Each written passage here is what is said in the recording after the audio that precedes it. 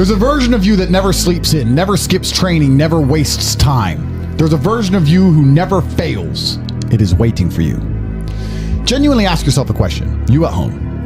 If you had done those things for the last 2 years, you never skipped a training, you never wasted time, you never scrolled TikTok, you never sat aimlessly on the internet typing in garbage, never played video games, you never wasted time. You never skipped training, you were training every single day. You never slept in, you were never lazy. There's this version of you. Imagine the person you would be. Genuinely imagine what you would look like. Imagine where you would live. Imagine the car you would drive. Imagine how much your woman would respect you. Imagine the love you would see in her eyes when she looks at you with adoration like a king. Imagine your existence. That person is waiting for you, and the only thing that's stopping you from being that person is your monumental laziness. You can have it. The universe is very giving. It will give you anything you work for. I've never seen somebody try for something with all of their might and not get it. The only people who do not have the things they want are the people who do not try for them. I've never seen a person wake up and say, my only dedication in life is to solve a Rubik's Cube and fail. You are not stupid. You are not incompetent. You are lazy and arrogant. It's extremely important you understand that that person is waiting for you, and you are declining that version of yourself. In the multiverse, in the many different versions of the universe that exist, there is a version of you that does those exact things, and he is a greater person than you can even fathom. You can transform yourself into that guy. You can be a top G. That's exactly what I did. I knew who I was going to have to end up being before I became that person. My brother and I are not from rich families. We are not from advantaged beginnings, but I knew I had to be a big, strong, fighting billionaire. That's what I knew I had to be. Discipline is the key to success. If you cannot force yourself to do something you don't want to do, how are you ever going to put yourself through the suffering required for greatness? If you cannot force yourself to train when you do not want to train, if you cannot force yourself to work when you don't want to work, if you can't force yourself to not log into Pornhub or force yourself to eat right, how can you possibly ever become a monumentally successful person if you cannot control yourself long enough to do what must be done as opposed to what you feel like doing? The only people who get to live their lives based on how they feel are women and children. Children can cry because they feel like crying, as can a woman. A woman can start an argument because she feels like arguing, as can a child. A man must do what he is supposed to do irregardless of how he feels. That is the key component to masculinity, is discipline. If you do not have the discipline to dedicate yourself to anything, you are going to fail and be crushed by the people who can. If you only go to the gym when you feel like going to the gym, you're never going to be as strong as the people who go to the gym when they don't feel like going to the gym. That is a reality of life. So, I train every single day. I've actually heard from some people saying, you overtrain. And I explained to them, one, I don't believe in rest. I'm not you. I'm not pussy, and I'm not broke like you are, Mr. Fitness Trainer, standing around the gym teaching people for $50 an hour. I don't need to listen to you. Secondly, I don't train because I want to get bigger. I train every day because it is difficult to train every day. It hurts. I don't want to. I wake up and I'm busy. I have other things to do. I don't feel like doing it, so I force myself to do it 7 days a week, 365 days a year, so that I know I'm the kind of person who can do what he doesn't want to do when it needs to be done. I am that man, and it's more of a mental exercise than a physical exercise at this point. How can you ever outcompete me if I can force myself to do the things I don't want to do and you cannot? Discipline is absolutely essential for success, and you need to get very comfortable and very used to the idea of understanding that on your path to greatness, there are going to be long periods of time where you hate what you are doing, where you are dissatisfied with the actions you must undertake, where you are tired, where you are stressed. That is why it is difficult. That is why most people won't make it. If the path was easy, everybody would walk it and it would lead nowhere. 100 people start the path, 99 fall off because it is difficult, and the one person who makes it to the end gets the gold. If all 100 made it to the end and the gold was divided by 100, it wouldn't even be worth anything. The difficulty gives it value. The fact that it is difficult to do is the key component into the fact you want it in the first place. If it wasn't difficult, everyone would have it and you wouldn't want it because no one would respect it. It's supposed to be hard. Life is supposed to be hard. You're supposed to think this is terrible. You're supposed to suffer and smile through the pain regardless. Discipline is the key to success in all realms as a man, and if you lack it, you stand no chance. You can give most people a roadmap to success. You can give them a Ferrari with a full tank of gas, and a lot of people still wouldn't make the destination because they would say the drive is too far away. quitters. They don't have the discipline. You can tell them exactly how to do it. You can give them the mechanism to get there, but they don't have the discipline to complete the drive and end up at the destination. That is the majority of Earth. This is your competition. People who, even if they are told what to do and people tell them exactly how to do it and help them do it, still quit, still fail because they lack discipline. Even me, with my monumental powers, I can't make a quitter successful. It doesn't matter how good I am. It doesn't matter how easily I make it for them to succeed. It doesn't matter how compendious and concise and powerful the real world is. It doesn't matter how much I text them and motivate them, how many emergency meetings I do to try and talk to them and hype them up, how much motivation I give them. It doesn't matter what I do. If they are a quitter, guess what they're going to do? They're going to quit. No matter how simple the map is to read, no matter how fast a Ferrari is, somewhere along the drive, the sun's going to get in their eyes, meh, meh, and they're going to sit there and go, I don't like this, this is hard, and they're going to quit. Quitters are the number one type of people that nobody can help. If you're a quitter, I can't help you, life can't help you, God himself cannot help a quitter. So if you lack discipline, you lack the very basic building block to any type of success which exists on the planet. By every single metric which can be measured with science, you are going to stay a loser and a failure. The key is to keep training. If you train hard every single day, you don't have to worry about a little bit of vitamin C. It's true. If you don't train and you don't smoke, you're still going to be a pussy. Yes. The answer is always hard work. As soon as you are granted life, you are guaranteed death. What you do in between is up to you. You are all conscious. That could end tomorrow, that could end in 100 years. But the time between the beginning of your consciousness and the end of it is completely up to you. Training is never the wrong decision. If you're in jail, you should train. If you are free, you should train. If you are rich, you should train. If you are poor, you should train. If you smoke, you should train. If you don't smoke, you should train. If you drink, you should train. If you don't drink, you should train. You cannot escape that hard work is always the correct decision. There is no time in any scenario when working hard is going to be the wrong answer. You should always try your very best in all things.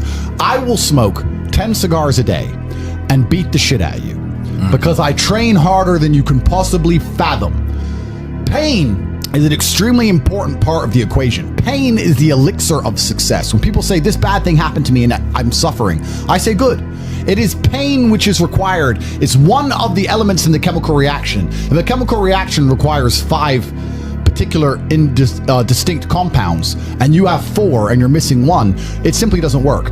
Pain for a man is one of the most important elements in becoming successful. Batman is Batman because they killed his parents. If they did not kill his parents, he would not be Batman. You're supposed to suffer. You're supposed to take that pain. The worst thing that can happen to you as a man is you live a life with no pain in it. To be born into a rich family and have a nice, easy life and be given money and you don't have to go to the gym and not have to train because you have bodyguards and sit around like a fuck up. You're going to be miserable and unhappy and a drug addict buying prostitutes. You're only going to have women who adore you. You're only going to feel confident in yourself and feel happy when you've been through hell and come out the other side. The pain is required, and you'll often notice that people who are better than you are people who have suffered more than you have suffered. So the person who is waiting for you, he requires your motivation. It also requires huge amounts of pain. So when bad things happen to you, do not sit at home and lament. Do not feel sorry for yourself. Instead, look in the mirror and say, thank you, God, for giving me one of the ingredients that is needed for the chemical concoction that is going to turn me into a superhero. Because pain is an extremely important one. In fact, it's one of the most important ones for a man. Everything is war. All of it. Sitting in the commute without losing your patience is war. Trying to find a way to escape your slave job is war. Keeping your wife happy and your children inspired is war. Training to become stronger than before is war. It is all war, and it cannot be avoided. And I'll tell you why it's war, because war is 2 opposing sides trying to achieve the same goal. 2 opposing sides want the same land or the same influence over X land. And the car you want, the Ferrari, you're not the only person who wants it. The reason it's so expensive is because others people want it. The girl you want, the beautiful woman, everyone wants her. It is war. It is competition. Everything about life as a man is war. It is conflict because you are competing against the other men who want it the same, which is why discipline is such an important thing, which is why you must take the pain and add it to the concoction to become as formidable as possible. Life is war. This idea that you can go through life as a man and avoid war is probably the biggest mistake that most men make, because it is impossible for you to achieve anything significant without war. Running a business is war.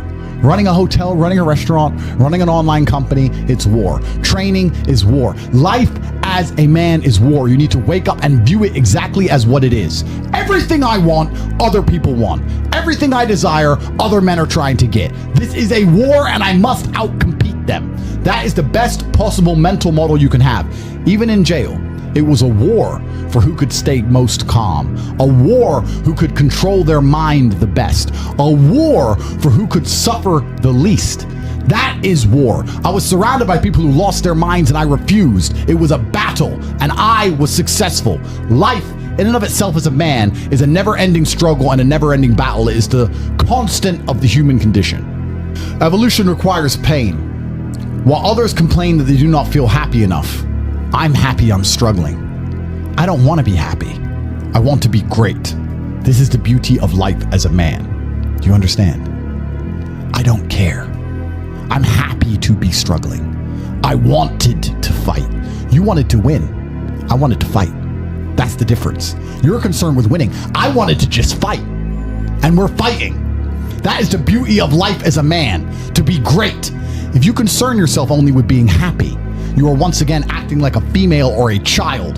Happiness is fleeting. It doesn't even matter if you're concerned only with the hedonism of happiness. You're going to drink alcohol and go to parties and go to festivals and take drugs. I want to be happy. Who cares? I want to be great. I want to be great all of the time. And let me ask you a question as a man at home, genuinely, truthfully.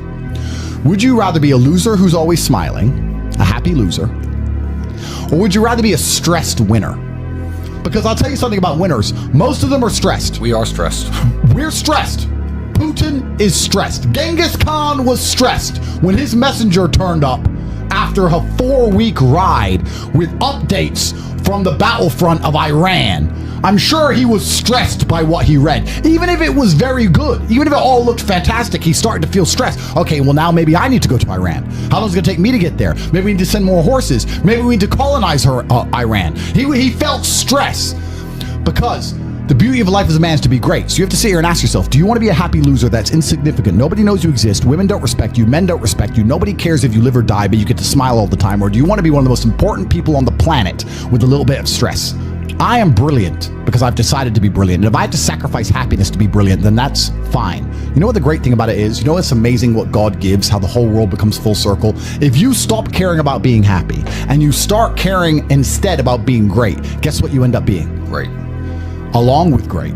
And you know what? Yeah. Happy. You end up happy if you forget about happiness and try to become great. You will never be successful if you're concerned about being happy, so forget about it. I like to consider myself a wise old man, and I'm trying my best to encourage and instigate a revolution amongst the youth where men take absolute self-accountability and they believe in themselves and they take responsibility for absolutely everything. As a man, you are most formidable if everything is your fault. If it rains outside and you get wet, that is still your fault. Can you control the rain? No. Could you have brought an umbrella? Yes. You need to blame yourself for all things, the good and the bad. And by doing this, you take absolute self-accountability, which allows you to build a mental model in which you will find solutions, 1. 2, avoid trouble, because you know that anything bad happens to you is your fault. And 3, be the most fearsome competitor possible, because we're living in a very competitive world nowadays amongst the elites. The people who understand that you're living inside of a fish tank are trying very hard to get out. And you have to make sure that you can outrun some of them if you want to escape. It's an age-old adage. If a bear is chasing a group of people, you do not have to be the fastest one. You just have to be faster than the slowest. The slowest person is going to die. So as long as you're ahead of the majority of people, you stand a very good chance of avoiding slavery.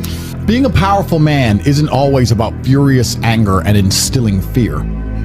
As enemies attempt to attack your energy and lower your vibration, understand this: power is untouchable.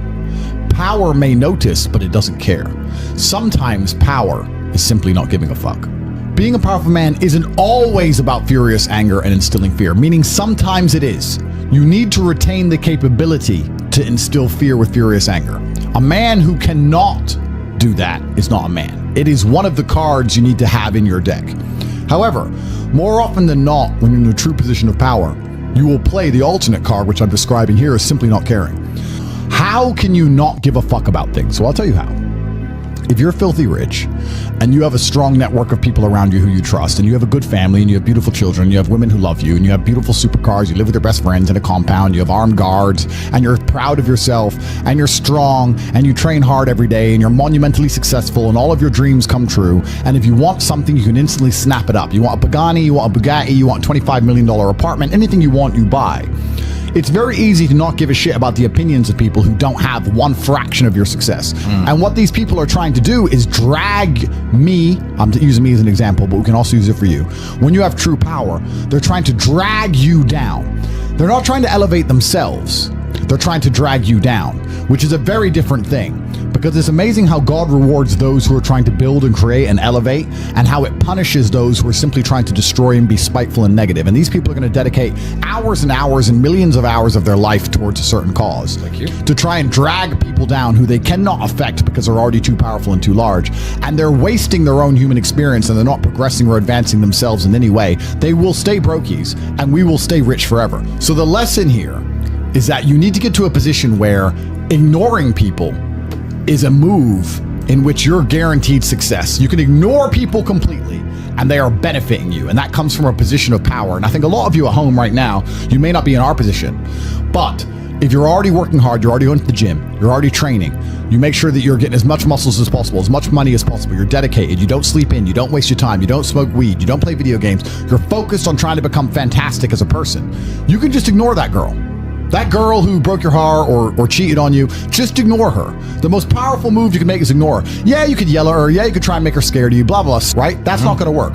The powerful move is just to completely ignore her because you're on your ascent.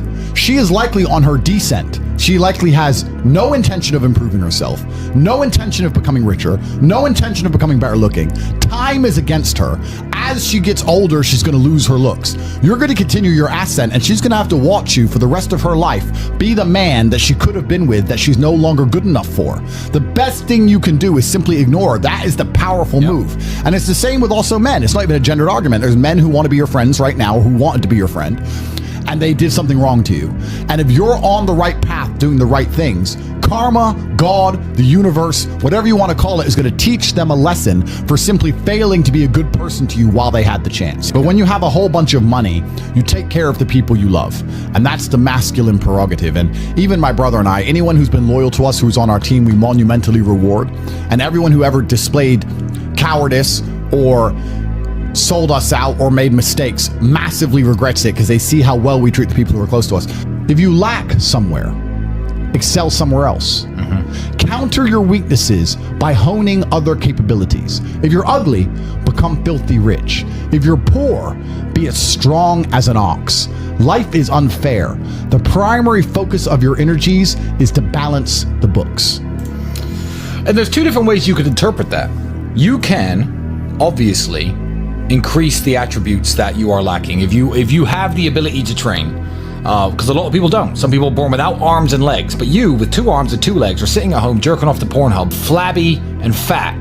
If you have the ability to train, you should be doing it. But also, you know, there are some things that some people are just better at, and you can counteract that problem by teaming up with people who compensate for your weaknesses. People who are strong in areas where you are weak, and you team up with people where you are strong in areas where they are weak. I don't think between the people in this house and our group of friends, we lack anything. Correct. Anything. Correct. Literally anything. We can sit as a group and have a conversation about anything with anyone in the world and give useful insight and change people's lives for the better, because although I am not perfect, our team compensates one for each other.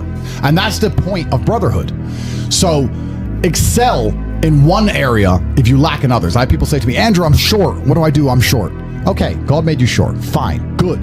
Doesn't matter. You can't change it. What you can do is become as strong as an ox and become filthy rich and monumentally important and extremely influential. You can do that. People say, I'm poor. You should be strong.